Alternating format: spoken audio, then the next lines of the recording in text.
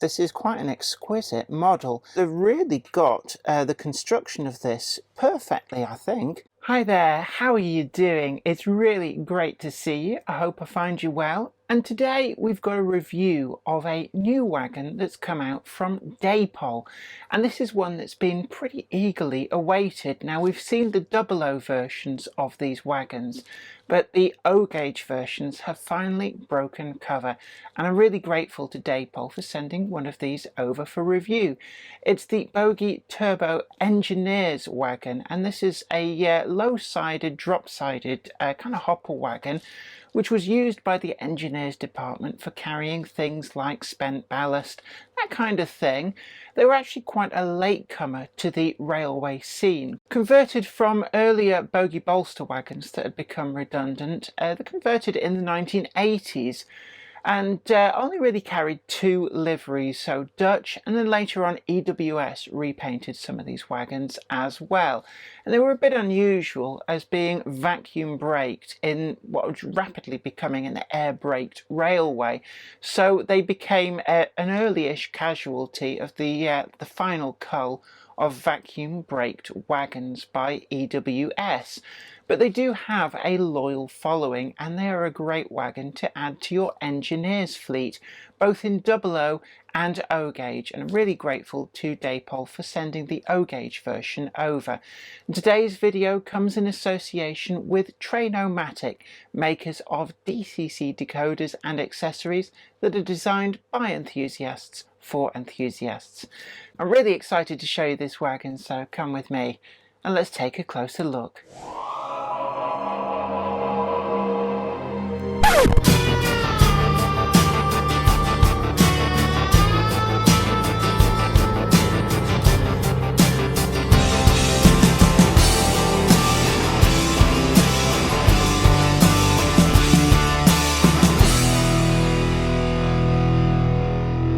This is the new model from Dapol, the O-gauge turbo wagon, and it comes in an open top box, but I have to say it's one of the things that I think quite a few people have picked up on. It seems strange that there's a bit of a window in the box because you're looking down at the wagon flat in there, so all you're actually seeing is the inside of the wagon. I'm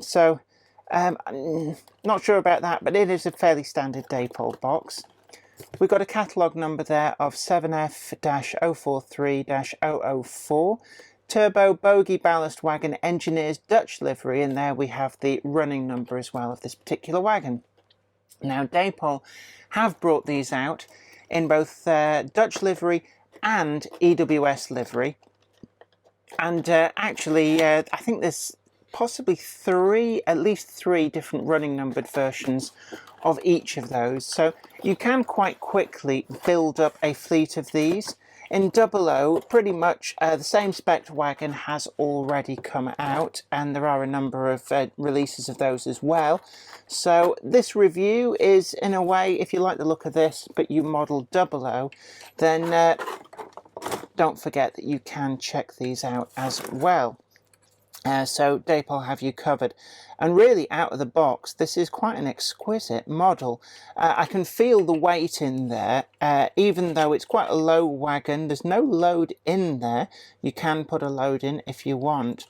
This really does have quite a weight to it. I can only assume that there's actually like a steel plate somewhere hidden in there, but it's not obvious, and it doesn't actually compromise any of the scale thicknesses on here, so I can't really quite tell how they've managed to get that weight in, because all of this detail feels like it's been done as a plastic injection moulding.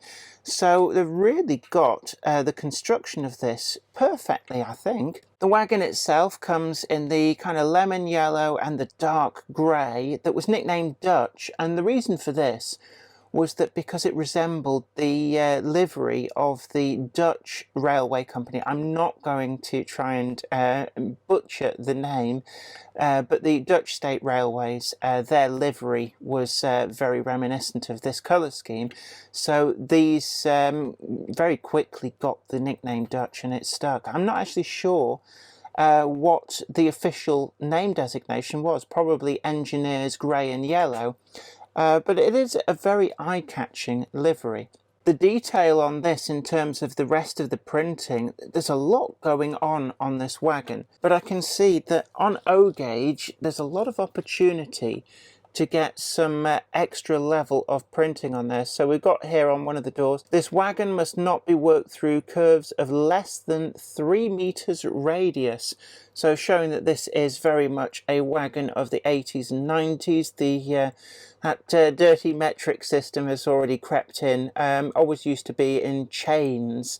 Although as to what a chain actually is, I think you really have to be well versed in old money to know what rods, chains and perches are. We've got here inner wheelbase 5.182 meters.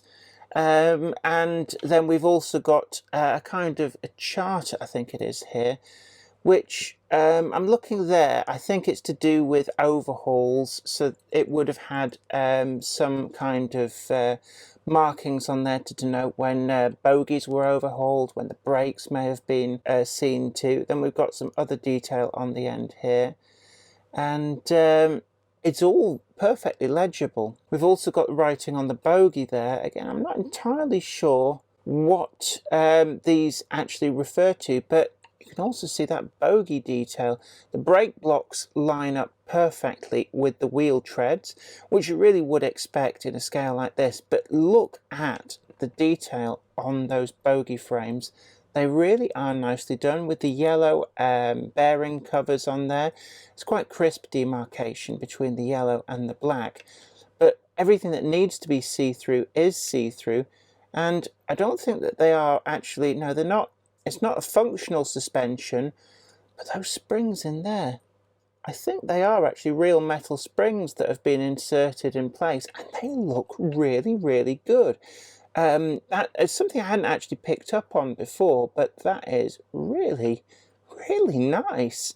And it just shows how very carefully using different materials to give you these different effects works so well in this model, and Dapol have done a great job here on doing that. The wheels that this model come with, they don't appear to have painted faces. I think in reality these would have been pretty dingy and dirty, but they do come with this chemically blackened metal, which actually doesn't look too bad out of the box. They're very, very free running. And they've got the 3 hole faces, the flat faces, but they're actually dished, not flat. But again, Dapol have captured the look of those wheel faces just perfectly. And when you compare these to what you normally get in 00, these really are exquisite. Even if you can just see down there, the back faces of these wheels as well are correctly sculpted to the right profiles. Now these bogies, they're held in by a screw in the middle, and there is a degree of, you can see there, they give a pretty good travel there to go over uneven track, so this will follow the track pretty well. But then their sideways motion is limited to some degree by the representation of the brake rigging. But the underside of this wagon really is exquisite. Look at the chassis, finished in an appropriate chassis colour compared with the body colour there in the dark grey. So you can even see all the planking effects. But I mean, look at this. There's all of the springs for the drop side doors. They actually look and feel, are they metal springs? It's difficult to tell. They're so well moulded that I think they are actually a plastic moulding, but they do look like they could be proper metal springs. I've never seen the underside of a wagon modelled this effectively. And the brake hangers, the vacuum brake cylinders, and all of the push rods, they're all there for the actual braking system. We've even got the pipe running through with the correct joggle there, so that the actual vacuum brake hoses are on the correct side of each end of the wagon. It really is nicely done. The couplings are the standard 3-link couplings that come with O-gauge wagons. These can often be very, very fiddly, but they are sprung, as you see there. So it actually does make for pretty reliable and prototypical running of these wagons. Buffers, again, they are fully sprung, and actually in a scale like this and using these couplings, the buffers really do need to be sprung because that's how they are getting used on the layout. The ends of these wagons capture that kind of chunky, industrialized metal ends, heavy duty with that square section steel tube. And then we've got the end flaps, and the reason for these was just to help guide any loading into the wagon so that they could easily fill them right up to the end without dumping loads of junk over the ends down through the buffer. So you can imagine another wagon buffered up here with its end flap, and it would minimize the gap between the wagons and just direct that ballast or spent ballast or whatever into the wagon interior. The top's data panel and the wagon plate on the end there are really nicely done. Shildon 1983. So that wagon plate there is not from the original build of the underframe, but I'm guessing from the conversion from the Bogey bolster to the actual turbo wagon. I think, if memory serves me correct, these were the Bogey bolster E, which Dapol have done. Certainly in 00, we did review one of those models, but if they haven't already come out yet, they're certainly forthcoming, which I'm guessing will make use of the same underframe. And it's really nice to see that Dapol have thought about the most that they can get out of the tooling to be able to give you several different options. The rest of the braking, that's not posable, but that is nicely done, finished in the white. The black is that kind of satin black, works so well. In fact, the rest of the finish on this model is satin finish. Now, I've been told that these drop sides are also posable to some degree. I suspect that they're glued in, but you can very carefully break the glue and model this wagon with the drop sides down. It then makes it a very expensive posed wagon in a siding.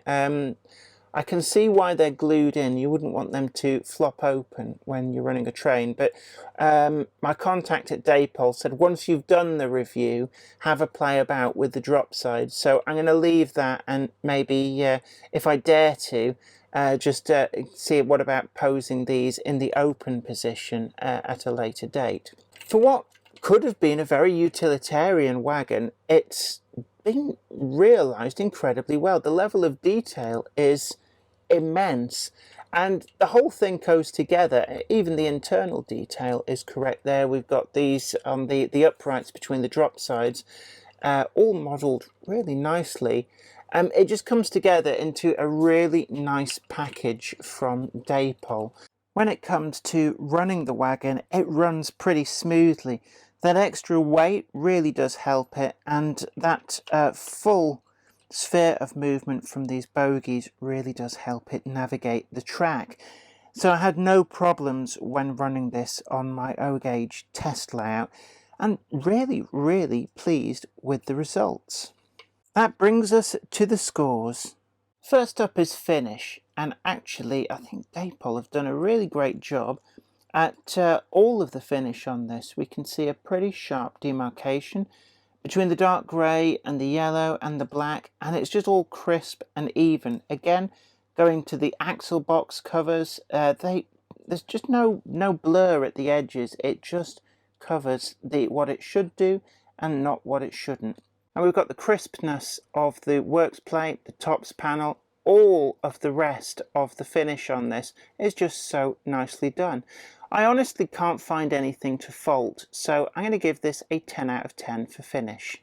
When it comes to functionality, this wagon just does what it needed to. I really do like the way that these bogies follow the track, and when I had it running, there was just no undulation in track that would really phase this. And I can imagine as a bogie open wagon like this, it would actually be perfect for on the garden railway when I do get round to clearing all those leaves off. So really looking forward to putting it through its paces later on this year if I can get that done. The only area which kind of puzzled me a bit with these drop side doors, and I think that actually Dapol might have done better to have not primed me to expect them to be opening. I can see that you kind of have to prise loose the glue and then you compose them in a different position. But it does strike me that actually for most people, I would say, leave that well alone, because you're going to have to fix them in place with glue. And that kind of negates the rollability of this wagon, in that they wouldn't trundle around with the drop side doors open. So I guess it's a feature they've added because they could add it, but it isn't readily accessible like it is on the 7 and 8 plank wagons, where you can pose those side doors open and shut. So not really quite sure about that. The robustness of the build is such that these end plates are pretty nicely attached. It's an area which on the taupe wagons that came from another manufacturer, I had a lot of trouble with these just breaking off because the glue didn't hold. But on this, there is no such risk. So I'm going to give this a 9.8 out of 10. Ease of use doesn't really apply to wagons as much as it does to locomotives. I tend to reserve this score more for things like servicing and for DCC fitting. Obviously, those don't really apply to this, but I do think that the way it's put together, that little screw there to access the bogies, and the freeness of travel of these really does come across as a big plus point for them. The couplings are a pain, but we do see some aftermarket couplings coming through for O-gauge wagons using that magnetic coupling that's been all the rage.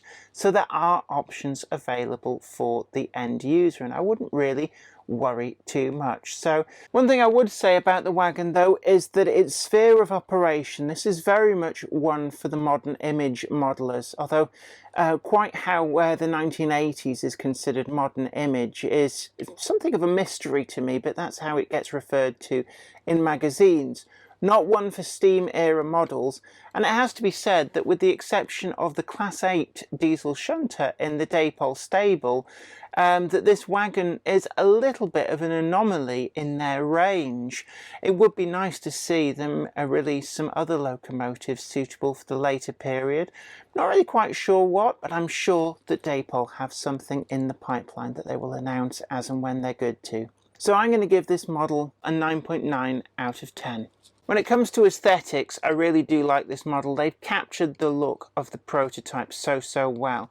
That underframe is exquisite. It's such a shame that in the general rule of things, you're not going to see much of that.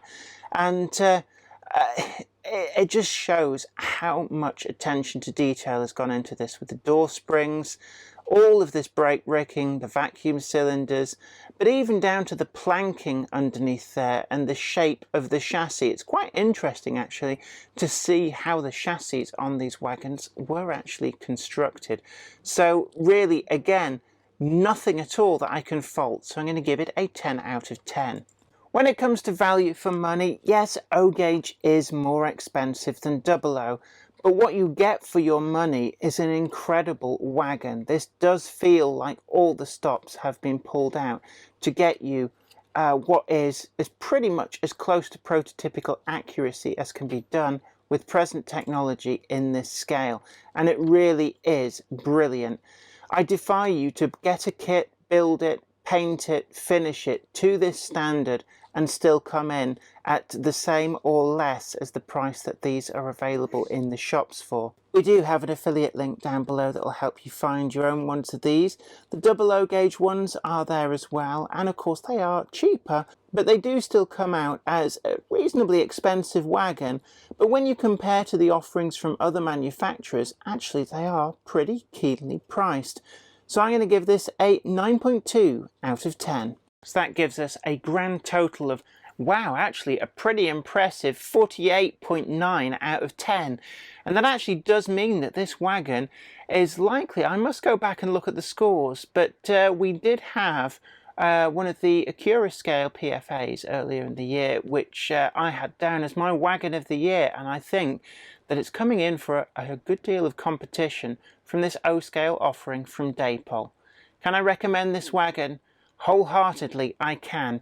Even if you model in the steam era, this is an excuse to branch out with a lovely Class 8 in engineer's livery, and a rake of these would certainly be a nice change for the rolling stock on your layout. I hope you enjoyed this video and found it informative. Don't forget as well that we've got some affiliate links down below, and these will take you to Rails of Sheffield to buy not just the O gauge version but the 00 version as well. So we've got you covered for every scale that these are available in, and they really are pretty fine models. Also, don't forget to tickle that like button and share this video too. Subscribe to the channel, ring that bell, and you'll be the first to know about new videos as and when they go up. But until next time, it's been really great having your company. I've thoroughly enjoyed showing off these new wagons. And until next time, you take really great care of yourself. Bye for now. Today's video is sponsored by Trainomatic, makers of DCC decoders designed to be fully compatible with every manufacturer's locomotive. Visit train-o-matic.com to browse the full range and see what they've got suitable for you.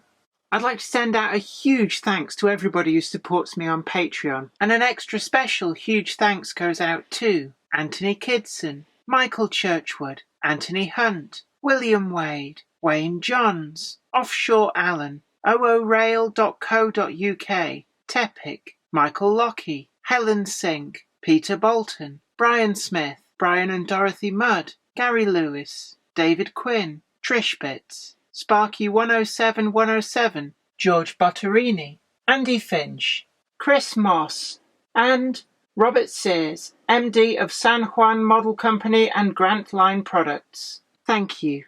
Without you guys, I couldn't do this.